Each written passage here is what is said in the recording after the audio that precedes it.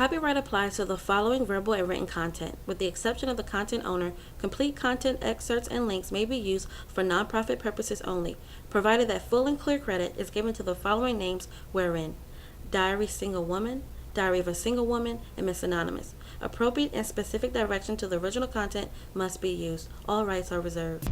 Hi, I'm Miss Anonymous with Diary of a Single Woman. I hope that you have been enjoying my true erotic stories from my diary. Yes, I do have a lot more true stories to share with you. But in the meantime, I have a proposition for you. Yes, a proposition. I want you to take a journey with me. Take a journey into a mysterious, taboo, and intriguing world of sensual fiction. A world that offers a place for you to escape from your normal daily life. A world that expands your mind beyond boundaries. Beyond boundaries you never knew you had. A world where you discover intimate thoughts and feelings you thought you were incapable of. A place where you can indulge in nail-biting stories. Oh yeah, this is going to be so damn good. I'm writing this lustful, adventurous novel just for you. I've named this series as a tribute to the breathtaking trilogy that had us all glued to our books and movie screens. Well, fasten your seatbelts, or should I say unfasten your seatbelts, and get ready to live life on the edge. Welcome to 50 Shades of Red.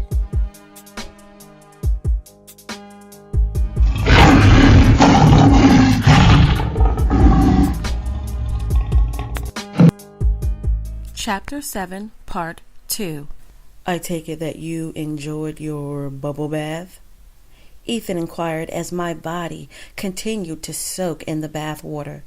Every muscle in my body was relaxed. My paradise walls were relaxed as well, releasing my built-up orgasm, and coming in the hot, silky bath water felt so erotic. With my head still resting onto the rear of the bathtub, I replied, "Yes, I would have to say that this is one of the best baths I think I've ever had." Ethan kisses me on my forehead and says, "Good. Now let's get you dried off so you can finish yourself off at the sink." Finish myself off at the sink? No, I don't think I have another orgasm left in me right now. I will need a few more minutes to get over this one first. Ethan smiles and responds, "Although I would love to watch you orgasm at the bathroom sink, I'm actually referring to finishing up as in brushing your teeth. With your interpretation of my command, my suggestion, I must say that you are learning quickly." I tried to play things off with a lazy laugh and said, "I was only joking. You're not the only one with a sense of humor." I lied. I really did think Ethan wanted me to finish myself off at the bathroom sink with another orgasm. Damn, I wanted him. I actually wanted him.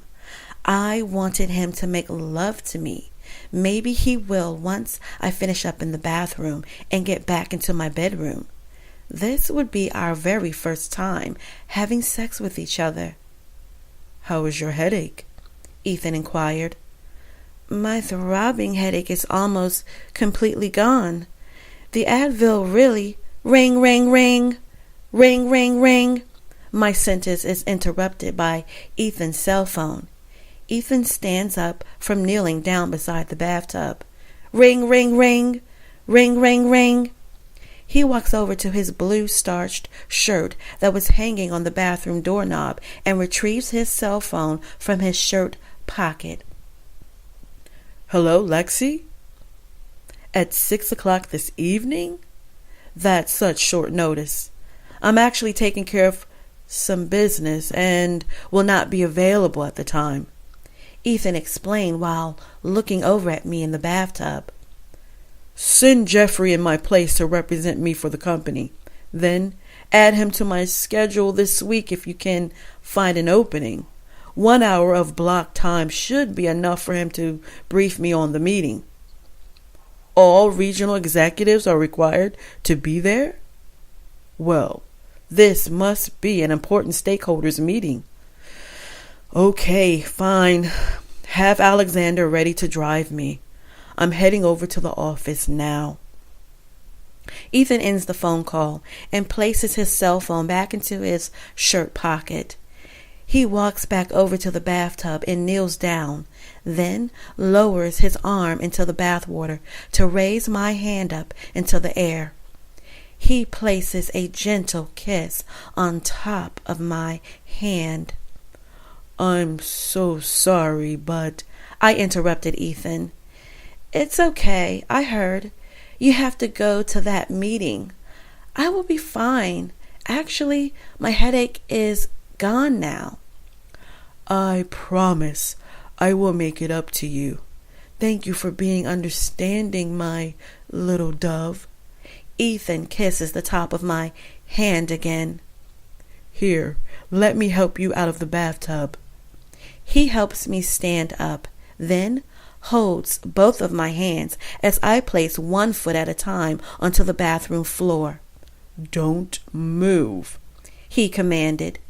He walks over to the sink and retrieves my large, soft, deluxe towel. He walks behind me, kisses me on the back of my neck, then wraps the towel around my body, with his body purposely pressing against mine. I felt a bulge beneath his pants. I see someone enjoyed the pre-show. "Oh, if you only knew how much I enjoyed that. Bathing and exploring your body, but most of all, observing your body enjoy and obey sexual pleasure. It was very entertaining. One day soon, I will make passionate love to you for hours, and one day soon, I will fuck you forcefully for hours." He places a soft kiss onto my cheek. My face instantly warms as I feel a rush of blood flow from the top of my head down towards my chin as I processed what he had just said. "I have to run now so I can make it in time for Alexander to drive me." "I thought you didn't like being chauffeured." "I don't. But this sounds like it's going to be an important meeting. I need to be available for conference calls to discuss business with our company board members before and after the meeting, and I can't do that if I'm driving," Ethan explained as he started putting on his shirt and fastening his buttons. "Well, thank you for everything you did for me today," I said as I started walking into my bedroom. Ethan followed. Don't forget there's chicken noodle soup downstairs. Also, make sure you replace your electrolytes by drinking the sports drink because I bet you are dehydrated. Soon, I will start sending one of my chefs over to cook for you. You will have fresh gourmet meals for the week, Ethan said, winking his eye at me. Oh, Keeva, there's so many things I'm going to do for and to you, my sweet little dove. I will call you after the meeting if it's not too late. Ethan walks out of the bedroom. I follow him into the hallway and watch him go down the stairs into the front door. Okay, I hope your meeting goes well. Bye, I said as I blew a kiss his way. Bye, Ethan said with a smile on his face as he closed my front door. I walk back into the bedroom and look out my window.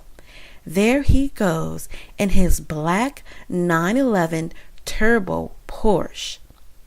Ethan, who are you really? I whisper to myself. I walk over to my bed, ready for a short nap. That hot bubble bath had my body and mind feeling so relaxed, and that orgasm took a lot out of me. I pick up my cell phone. The battery is completely dead. I place it onto the charger, lay down onto the bed with my soft deluxe towel still hugging my skin, and close my eyes, playing back the moment in my head of Ethan bathing my paradise. The growling of my stomach awakens me. That was a nice short rest, but I'm starving. I get up from the bed and decide to leave my towel wrapped around my naked body, still relishing the moments of the day. I turn on the television just in time for the 6 o'clock news. My cell phone should be fully charged by now. I turn it on and realize I hadn't checked my text or voicemail messages. I checked my text messages first. It was Alina texting me earlier about the charity event. Ethan had a few text messages about wanting to come over. I delete the old messages. 2 voicemail messages. Message 1 received today at 11:55 a.m. Hi, Keeva. This is Madeline. I wanted to let you know that I've booked you for a consulting appointment for this Friday at 1 o'clock with Mr. Ethan Bowman. Mr. Bowman says the meeting will be lengthy as he would like to go over details of an upcoming masquerade ball. I have you marked off the schedule starting at 1 o'clock p.m. I wanted to touch base with you as you know I will be out of the office this week on vacation. Mr. Bowman personally called me himself, so I wanted to make sure you meet with him this Friday. As you know, Mr. Bowman is one of our prominent clients. If anything arises while I'm out, Reginald will be able to address any issues. I will see you when I get back. Bye. End of message. To delete, press 7. Next message received today at 1:03 p.m. Hey, Keeve, it's Xavier. Long time no hear. I know things are busy for you in New York, and things have been crazy on my end. We just finished a major court case, and now I can breathe a little. Well, sort of. Guess what? I will be in Manhattan in 2 weeks for a 5-day National Lawyers Convention. Let's catch up over happy hour, and maybe like old times, I can drag you away from your work to a salsa club that has good food. I'm sure there's a lot of good salsa nightclubs in the city. Call me when you get a chance. Later. End of message. To delete, press 7. There are no more messages in your mailbox. Meet this Friday to discuss a masquerade ball. Oh, Ethan, you never let up, do you? I said to myself. That is so cool that Xavier is going to be in town. I haven't seen him in over 2 years since he left our hometown of New Mexico and landed his new job in Palm Beach, Florida at a law firm. I start quietly laughing, remembering the prank I pulled on him in the 7th grade.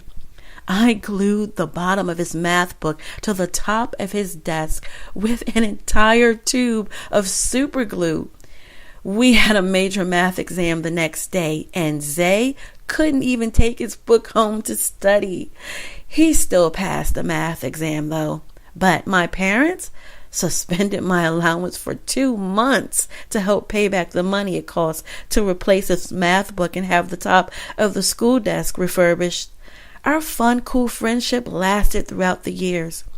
When I first started working at Elite Designs in New Mexico, he would literally have to pry me away at times and make me hang out every now and then. He would say, "Hey, sometimes you gotta treat yourself to good food, and sometimes you gotta shake your tail feather to stay sane in the world, and I'm doing a sanity check on you, Keeva."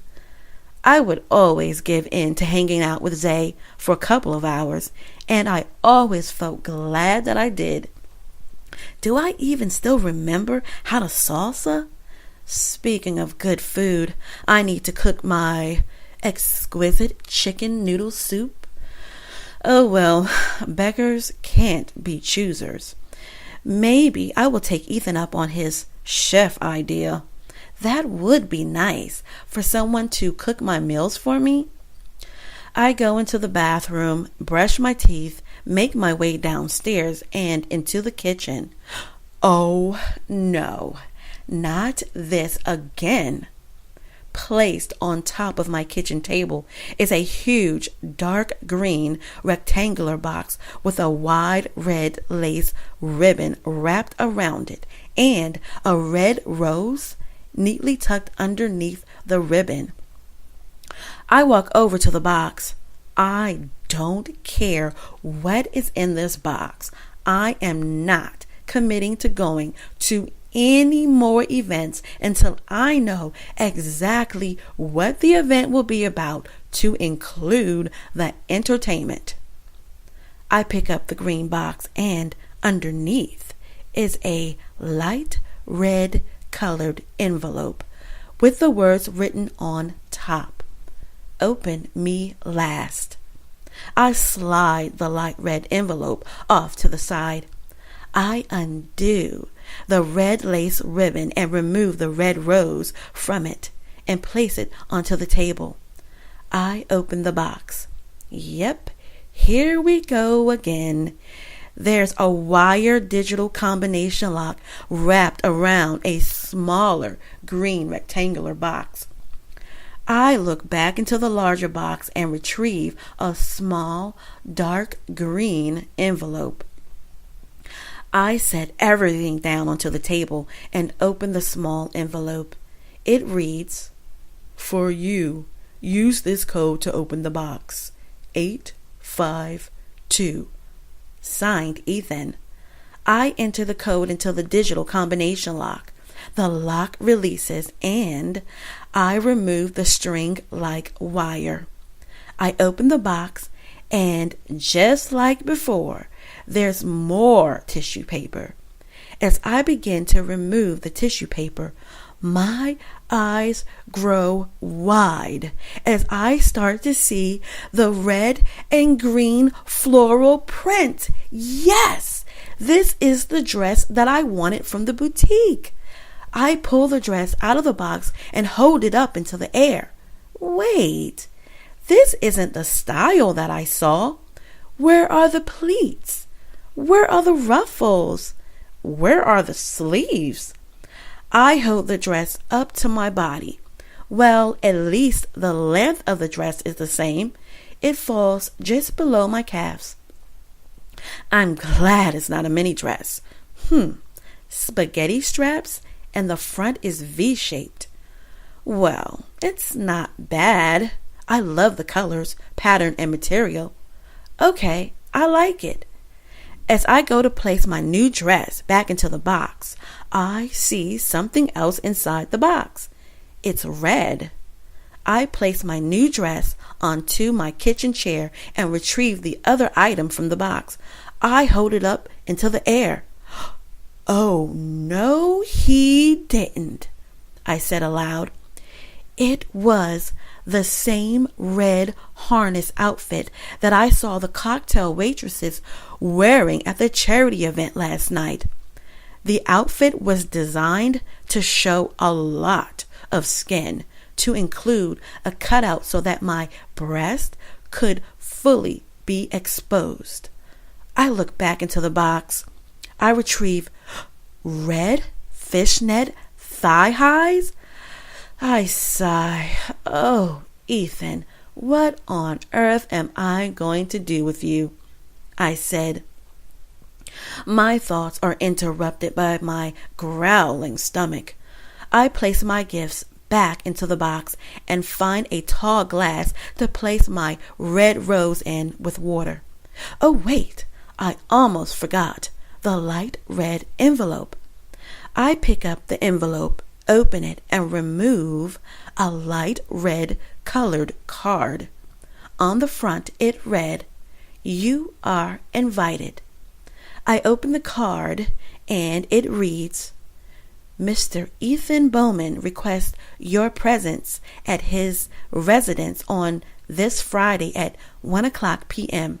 Transportation will be provided to you at your place of business, Elite Designs, at 12:00 noon. Lunch will be served promptly at 1:30 p.m. Wow. So, this is what Ethan booked me for this Friday, to discuss some type of masquerade ball over lunch? Well, it will be early in the day, so things shouldn't be too crazy, I hope. I place the card back into the envelope. There goes my stomach again.